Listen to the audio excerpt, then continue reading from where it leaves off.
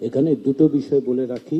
একটা হচ্ছে উচ্চকক্ষ বিষয়ক আলোচনায় আপনাদের পক্ষ থেকে কমিশনকে দায়িত্ব দেওয়া হয়েছে, কমিশন বিষয়টি পর্যালোচনা করছে। আমরা আশা করেছিলাম যে এই সপ্তাহান্তে অর্থাৎ শুক্র শনিবারের আলোচনার মধ্যে দিয়ে আমরা একটা জায়গায় এসে আপনাদের সামনে কমিশনের সিদ্ধান্তটা জানাতে পারব।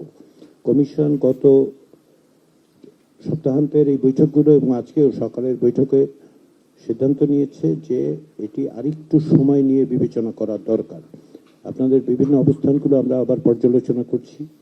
আপনাদের পক্ষ থেকে প্রাথমিকভাবে কমিশনের অর্থাৎ বিভিন্ন কমিশনের যে সুপারিশ তার পরিপ্রেক্ষিতে আপনারা যা আমাদেরকে জানিয়েছিলেন, পরবর্তী সময়ে একাধিক দিন আলোচনার সময় আপনারা যেগুলো জানিয়েছেন সেগুলো পর্যালোচনা করার পাশাপাশি উচ্চকক্ষ প্রতিষ্ঠার ক্ষেত্রে আর কি কি ধরনের প্রতিক্রিয়া হতে পারে, কি কি ধরনের অবস্থান আসলে সংশ্লিষ্ট অন্যান্য বিষয়ে সংবিধানে, সেগুলো বিবেচনা করে আমরা একটু সময় নিয়ে সিদ্ধান্তটা দিতে চাই। আমরা আশা করছি যে আগামী 2-3 দিন পরেই আমরা এই বিষয়ে একটা সিদ্ধান্ত দিতে পারব।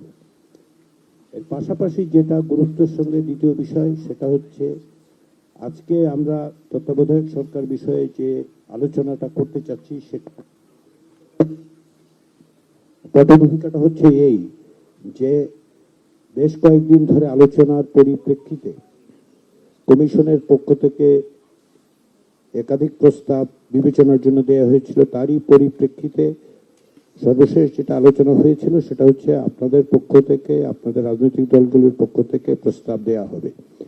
আমরা 4টি রাজনৈতিক সংগঠনের কাছ থেকে যে প্রস্তাব পেয়েছি সেগুলো হচ্ছে বিপ্লবী ওয়ার্কার্স পার্টি, বাংলাদেশ জাতীয়তাবাদী দল, ন্যাশনাল সিটিজেন্স পার্টি এবং জামায়াত ইসলামিক পক্ষ থেকে 4টা প্রস্তাব এসেছে। সেটা নিয়ে কমিশন বিভিন্নভাবে পর্যালোচনা করার পর একটি সমন্বিত প্রস্তাব আপনাদের সামনে উপস্থাপন করেছে, যেটা আসলে প্রকৃতপক্ষে আপনাদের দলগুলির পক্ষ থেকে দেওয়া প্রস্তাব এবং গত কয়েকদিনের আলোচনার সারাংশের উপর ভিত্তি করে প্রত্যেকটি গভীরভাবে পর্যালোচনা করে গুরুত্বের সাথে পর্যালোচনা করেই আমরা এই জায়গায় এসেছি। প্রত্যেকটি ক্ষেত্রে আমাদের কাছে মনে হয়েছে যে যে সমস্ত উপাদান আপনাদের প্রস্তাবগুলোতে আছে সেই প্রস্তাবগুলোর ভিত্তিতেই আমরা এই নতুন সংশোধিত সমন্বিত প্রস্তাবটা হাজির করেছি।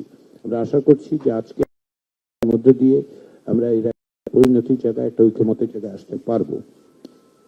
ফলে আমাদের লক্ষ্য হচ্ছে 31শে জুলাইয়ের মধ্যে একটি সনদের জায়গায় যাওয়া, যেটা আপনাদের ইচ্ছা, আমাদের ইচ্ছা, সকলের প্রচেষ্টা, দেশের সকলেই সেটা প্রত্যাশা করছেন। দ্বিতীয় বিষয় যেটা সেটা হচ্ছে যে আমরা একটা বড় বিষয়ের দিক হচ্ছে যে গত প্রায় 14 বছর ধরে তত্ত্বাবধায়ক সরকার ব্যবস্থা পুনঃপ্রতিষ্ঠার লড়াইয়ে আমরা সকলেই যুক্ত ছিলাম। সেই জায়গার থেকে আমরা একমত যে তত্ত্বাবধায়ক সরকার ব্যবস্থা পুনঃপ্রতিষ্ঠা, সেটা আমরা বলেছি, আমরা একমত হয়েছি।